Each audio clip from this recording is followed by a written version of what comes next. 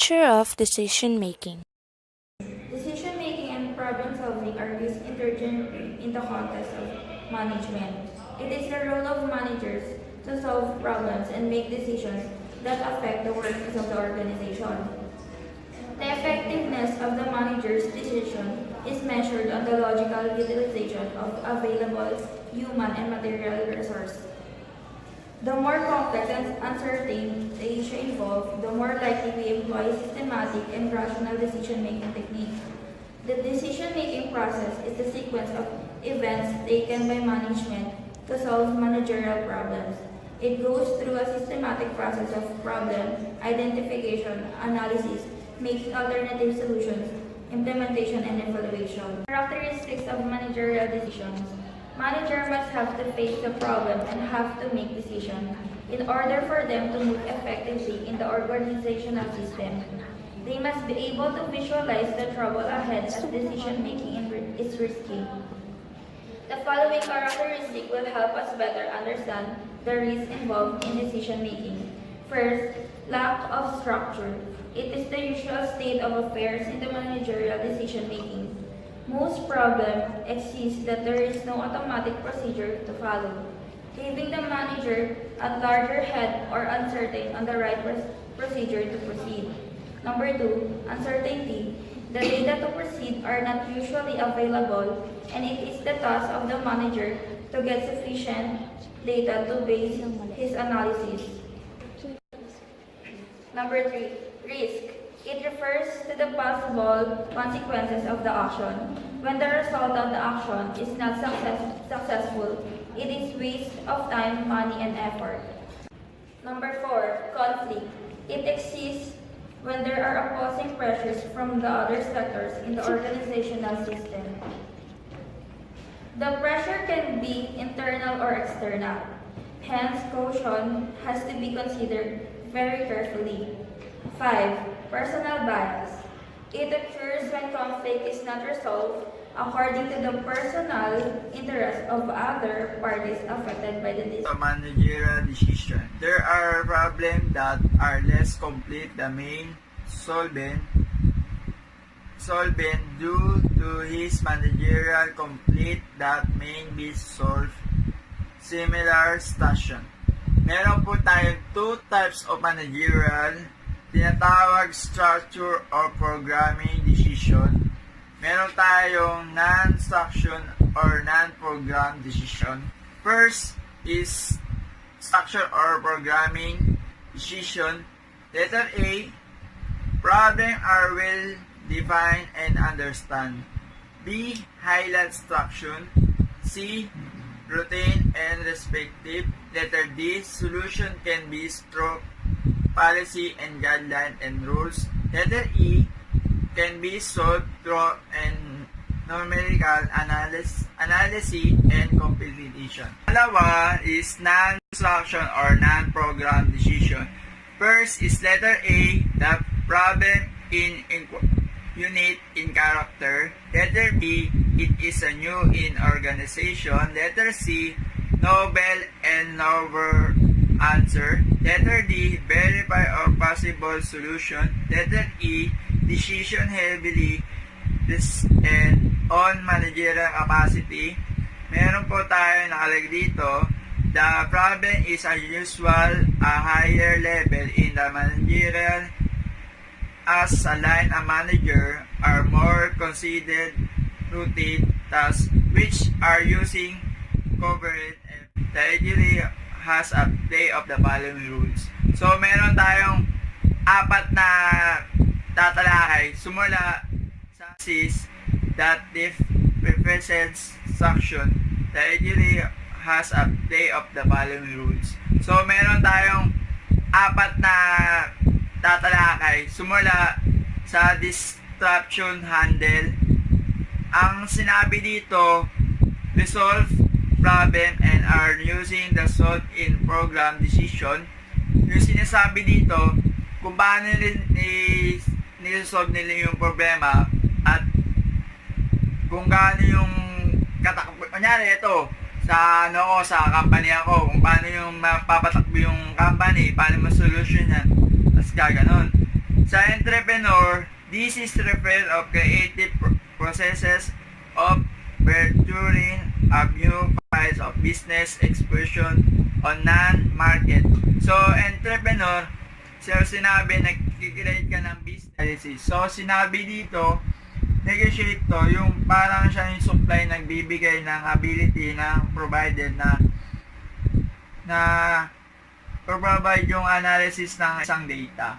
So, sumunod, letter D, the result of allocator. So, sinabi dito, the accessus team has to find new source of money and financial ongoing to visual or whether managerial star are representing for us to evaluate where a managerial stand along the above category. So, may 3 types of managerial style decision making. So, number 1 is the problem of avoider the smoother. So, sinabi dito, she is trying to maintain a current condition and would avoid rocking the boat. He is prevent the recognized complete and sinks to smooth over the complete. So, sinabi dito, ikaya niya yung kanyang problema na appreciate yung kanyang mini-maintain yung problema niya, kanya i-adjust yung kanyang effort o kanyang problema. So, number 2, the problem solver. He solved a managerial problem in the normal course of those things. He is looking to non-evolved and improvements. She is responsible to change and making things happen. So, sinasabi dito, sinusolve niya yung problema ng isang empleyado kung gaano yung kahit hindi. So, number 3 is problem seeker. So, sinabi dito, these types of managerial sinks our problem and attended to deal with them before the emerge as a major of disability for a business. So, sinabi dito, halimbawa, yung paano ka mag-create ng isang company, paano mo siya i-future na event yung style ng yung attainment ng business mo. So, sinabi dito, he's believed that before of the organization to prosper, it is must innovate and change. He is provide active, related, and creative. So, sinabi dito kung paano ka ka-active or believe sa isang organization na in-involve mo sa sa organization na pinapasukan mo. So, thank you for listening to my report and God bless. Thank you.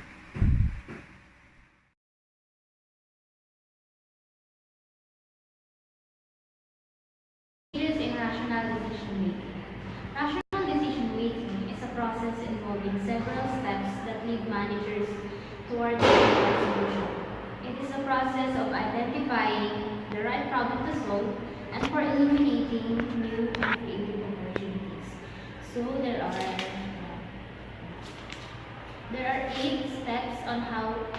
are 8 stages in rational decision making. So the first step is identifying and diagnosing the problem. It is very important that the problem is properly identified and that the manager recognizes that it exists. It is of great importance that the symptoms come into focus so that the cause can be identified. These symptoms are difficult to identify. It will provide clues to existing problems, and when properly identified, correct remedial measures can be made. The manager must also identify the resources available to solve the problem. Second, analyze the decision environment. The manager has to evaluate the other factors in the external and internal environments that could influence better analysis. The manager should be careful in making assumptions that he has correctly identified the problem by just looking at the symptoms. The data gathered will will give us a better view of the problem. Third, articulate and develop hypotheses. Upon identifying the problem and its symptoms and causes, we have to identify further the opportunities that will be derived from the findings. We can only make assumptions, and the data has to be evaluated properly. Fourth, develop alternatives. A rational decision-making process focuses on developing viable options. These are alternatives that are feasible, realistic, and sufficient. The alternative should be narrowed down to only a few options that can be reasonably evaluated. Manager judgment is still important. Experienced manager will lend valuable proposal in the analysis of the problem. Number 5, evaluating alternatives. This stage includes determining the value or the adequacy of the alternatives that were generated. The alternatives are selected and evaluated by tools that will determine the relevant information as to sufficiency, feasibility, and realism. So there are 3 alternatives that the manager can use. So the first is sufficiency of data. An alternative is viable if it is sufficient to solve the problem. It must be able to exploit the innovation opportunity. When the alternative is not sufficient, it should not be considered and the manager has to go back to the analysis of other information. Feasibility. It refers to the probability that the alternative is workable or can be implemented with the resources available. The alternative must consider the internal and external resources and its impact on the organizational environment. Third, realism. The alternative must be realistic. It means that implementation could go through with less constraints on the organizational resources, both internal and external. Number 6, make the choice which alternative is feasible. Once you have considered the best possible alternative, the remaining options is to make the choice for implementation. It must maximize the company benefits that can be derived in the implementation. It must develop positive consequences and operations shall be directed towards better performance. 7. Implementing the decision. The decision-making process does not end once the choice is made. The chosen decision alternative must be implemented. Those who implement the decision must understand the choice and the reason behind it. They must also be committed to its successful implementation. The manager should implement the decision with extreme caution to get things done according to plans. The planning implementation should follow the following steps. Number 1, determine how things will look when the decision is implemented. Number 2, arrange in chronological order the steps to be followed with the involvement of the concerned people. Third, devise the flow chart or flow diagram. Fourth, list the resources that will be needed. 5, specify the activities and the rules implementation of the decision. 6, develop schedules and timetable to ascertain accomplishments. 7, assign specific activities and the responsibilities of individuals who are in the project. The last but not the least is evaluating the decision. The final stage in the decision-making process is evaluation. This means that the manager has to monitor the progress of the implementation, get feedbacks, and analyze its positive or negative impacts. The positive feedbacks and data imply that the decision can be implemented in other units.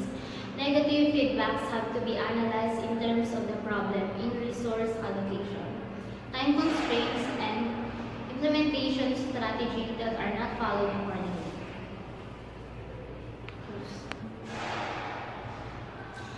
Decision-making environment. Managers may find that decision-making may seem cumbersome in making decisions. It is not always necessary to follow the procedures, but we have to understand the nature and the environments that influence how decisions are made. The following are the factors that influence the decision-making process. Number 1 is certainty. It is the condition that the manager knows that the chosen alternative will give the expected outcome. Second is the risk. When the uncertain, here is the condition of risk.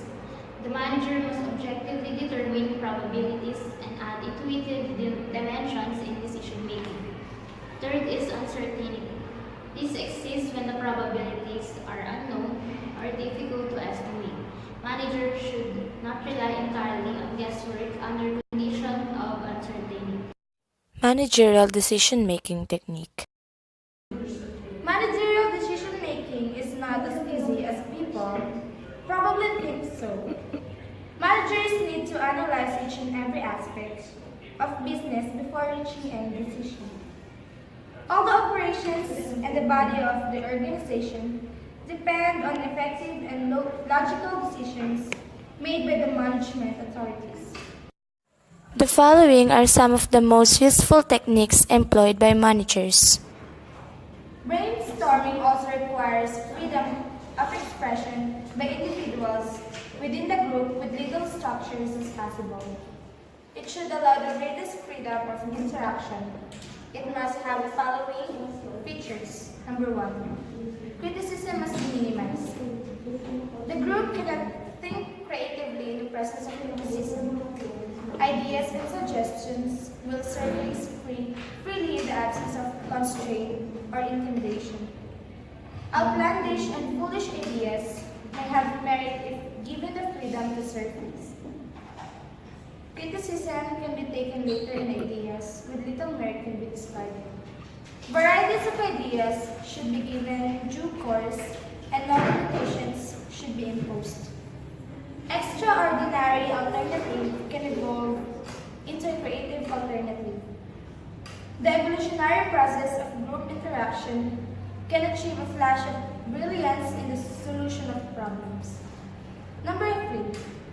Synergism should be encouraged through collaborative contributions. Competition must be built on a healthy foundation of a mutual trust. The collective result is the principal advantage of brainstorming. Develop nominal groups. Brainstorming is further refined into the organization of nominal groups to solve organizational problems. This technique follows many of the fundamental features of brainstorming, but it is modified to allow members to develop ideas independently through research and study. Their ideas and findings are presented in group sessions for further analysis and brainstorming. When issues are not yet resolved, they return to independent study. The following steps are features of nominal group technique. Number 1, members work independently and develop lists of ideas without consulting other group members.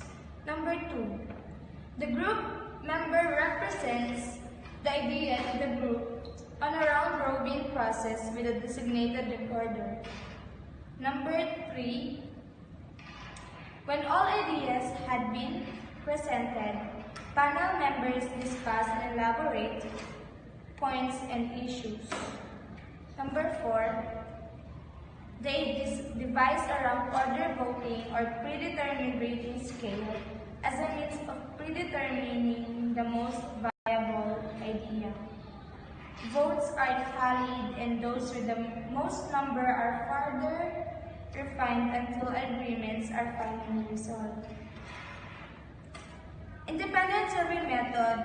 This is used to develop new and futuristic ideas that shall guide management in the course of its direction to future operation.